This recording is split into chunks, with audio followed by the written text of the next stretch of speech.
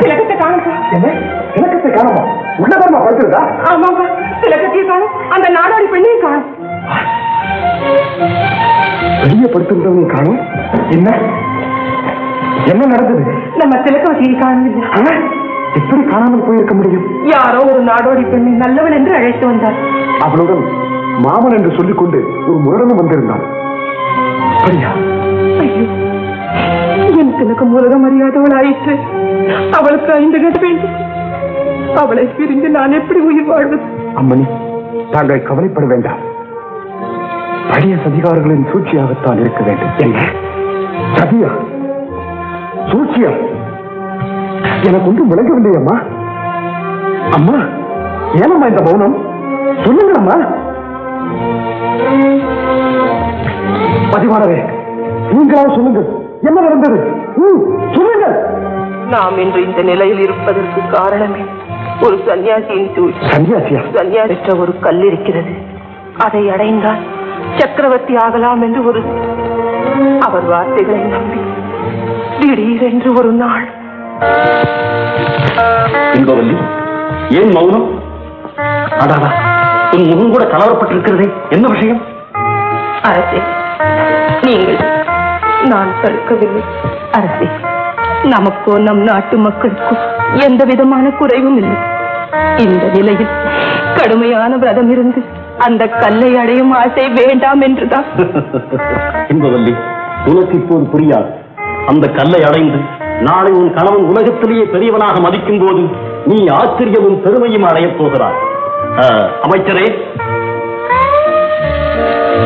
அரசி குழப்பமடைந்திருக்கிறார்கள். நான் வரும் வரை அவர்களுக்கு ஆறுதல் கூற வேண்டியது உங்கள் கடமை. இன்பவல்லி, தைரியமாக நான் போய் வருகிறேன். அமைச்சரே, என்ன சொல்ல போகிறீர்கள் என்பது எனக்கு புரிந்துவிட்டது. நான் சொன்னதை செய்யுங்கள். ஜெயவீரன், இவ்வளவிற்கும் காரணம் பேராசைதான். அப்படிதான் என் தந்தை இறந்தாரா அல்லது மறைந்தாரா?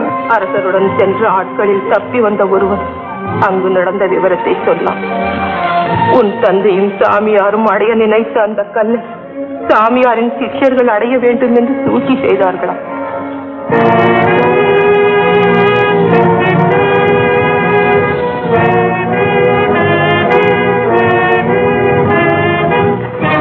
அரசர் வந்து விட்டார். அரசர் வந்து விட்டார். சுவாமி, அரசே, மன்னா, வருக வருக. வாழ்க உன் குற்றம்.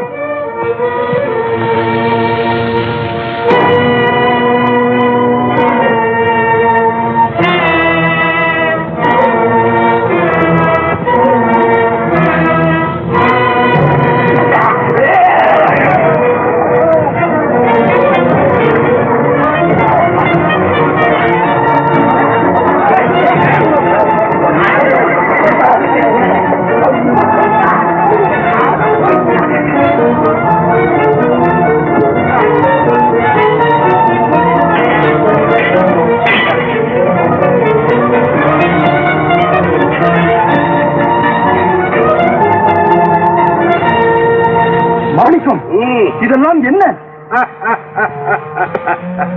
புரியவில்லையா? இன்னும் புரியவில்லையா? எங்கள் நீண்ட நாள் திட்டம் சுவாமிகளே. நன்றி கெட்டவர்களே, உங்களை நல்லவர்கள் என்று எண்ணித்தானே என் விஷயங்களாக ஏற்றுக்கொண்டு நம்பிக்கை துரோகம் செய்கிறீர்களே. இல்லை சுவாமி, தொடர்ந்து நீங்களே குருவாக இருந்தால் நாங்கள் எப்போது குருவாவது சுவாமி? கொஞ்ச நாள் ஓய்வெடுத்துக் கொள்ளுங்கள். இவர்கள் எல்லோரும் புகையை வைக்கப்பட்டு நமது ஆட்களுடன் உத்தம புரிவோம். நான் சொன்னபடி செய். அத்துடன் இந்த பரமையால் குறிப்பிட்ட அரசரின் தங்கள் குழந்தைக்கு அளித்தவை மற்றவை நான் கவனித்துக் கொள்வேன். சரி, கொண்டு செல்லுங்கள்.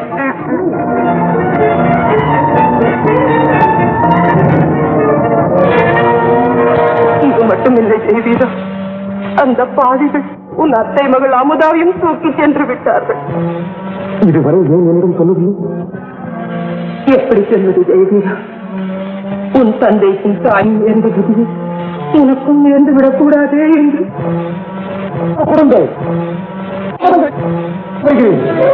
அம்மா, தாயும் தரை உத்தரவை மீற துணிந்து விட்டான் இந்த தேவையான். வேண்டாம் மகனே, வேண்டாம். முடியாதம்மா, முடியாது. சர்வமும் இழந்து ஒன்றையும் பிரிந்து இனி நான் உயிர் வாழ்வதை விட உன் கையாலேயே எனக்கும் ஒரு முடிவு செய்துவிட்டு போ. அம்மா அம்மா என்னம்மா இப்படி நீங்களா இப்படி சொல்வது? வீர திலகமிட்டு வெற்றியுடன் திரும்பி வா என்று சொல்ல வேண்டிய நீங்களா இப்படி சொல்வது? தன்மானம் உள்ள தமிழ் மகனே சென்று வா என்று நல்லாசி கூறி அனுப்புங்கள் அம்மா. மகன், உன்னை கோழையாக்க விரும்பவில்லை. இருந்தாலும் படைபலத்தோடு உள்ள மதம் கொண்ட யானை விவேகம் என்ற அங்குசத்தால் தான் நடக்க முடியும். அப்படி என்றால் சதியால் தான் வெல்ல முடியும். மதிவானரை மறைக்காது விஷயத்தை விளக்கி சொல்லி. முதலில் உன் தந்தையை கண்டுபிடிக்க முயற்சி. அது எப்படி அம்மா? அரண்மனை அடுத்து 3வது மைலில் பெருமாள் புதூர் என்ற கிராமத்தில் சிவன் கோயில் ஒன்று இருக்கிறது. அதற்குள் இடதுபுறமாக சென்றால் ஒரு சுரங்கப்பாதை இருக்கிறது. ஆம், அந்த சுரங்கப்பாதையின் வழியாகத்தான் அன்று மந்திரியார் உதவியாளரால் நாம் காப்பாற்றப்பட்டோம். அதே சுரங்கப்பாதைக்கு இதன் உதவியால் செல்லலாம். சென்றால் அரண்மனையின் அந்தரங்க அறையை அடையலாம். பிறகு அங்கு கொலை அதன் மூலமாக உன் தந்தை மறைந்த இடத்தையும் சதிகாரர்களின் தளத்தையும் தெரிந்து கொள்ளலாம். சரியப்பா.